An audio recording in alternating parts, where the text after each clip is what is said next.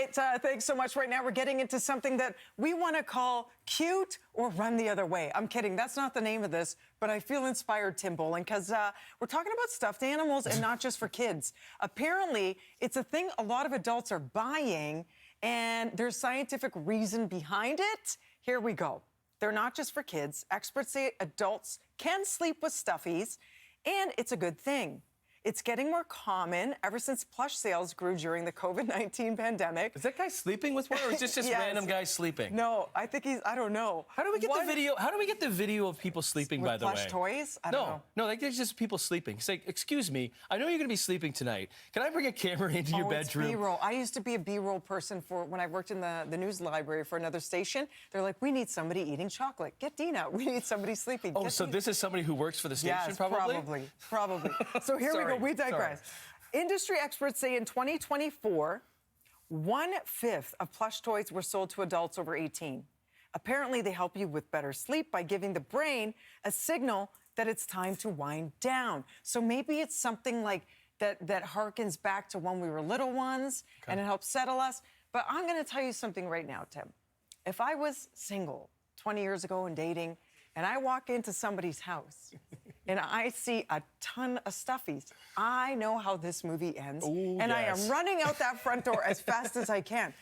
I hate to say it, but I'd be a little bit terrified. Well, I would hate to say it too, but I'm putting anybody with stuffies might be in a certain category. Maybe they do not have children or small children. Right. Because anybody who's watching at home, if you have a kid or many kids, there are many stuffies that are kicking around the house at all times. But would you grab a little stuffy and snuggle up to it and go night-night, would you? Would I tell you here? Yes, you would, you're honest. No, I would not. But would you judge somebody else if they did? If you were single and dating? Probably. And the person has stuffies and says, I cannot go to sleep without my giant unicorn stuffy. Yeah, it's... Bye-bye. Really? I think so. You said the same thing, right? Like, I know, but it depends. Yeah. If it's, right. Oh, look at this little guy. So if it's like, him. here comes Jersey the Beaver, what is this? Jersey the and Beaver. Then, right? And then you're like, night-night. Yeah, it depends. okay, so if you told me this, hold on. If you told me it was sentimental value, and if you told me your grandma gave it to you, there you go. Just get comes. Really, go ahead. If you told me, like, your grandmother gave that to you, somebody who means a lot to you, and it helps you sleep, I'd be okay with the one stuffy. But if there's like a bed filled with stuffy and you have to choose which stuffy it is of the day, I don't know if I'd be like, it's... Do I see my belly? Yes.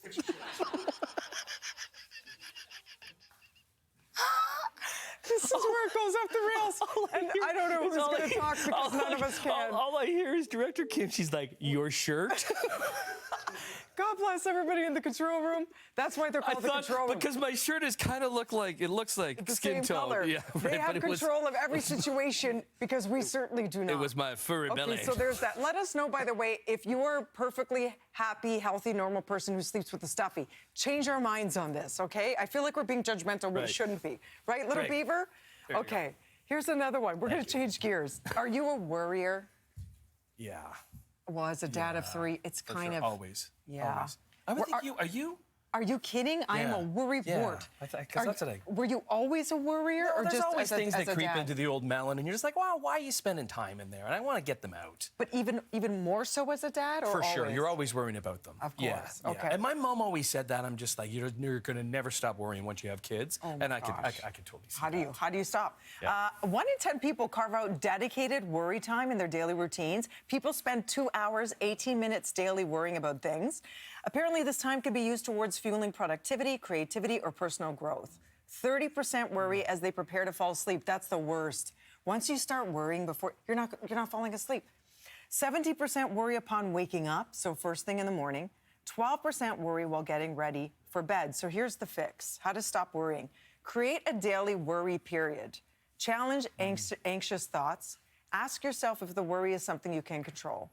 Interrupt the cycle of worry and anxious thoughts and talk about your worrying and practice mindfulness. You know, I had somebody come on the show once and she talked about how her son was going through so many health challenges and she didn't know what to do with all that pent-up worry every day. She carved out 15 minutes every day to compartmentalize her worry, her stress, and her pain, and she cried in the shower. She said, I'm letting myself have that 15 minutes every day. I'm going to let it out in the shower, and then I'm going to go on with my day. Because I took that with me. You can get a good cry. Yeah, and it's healthy. Right.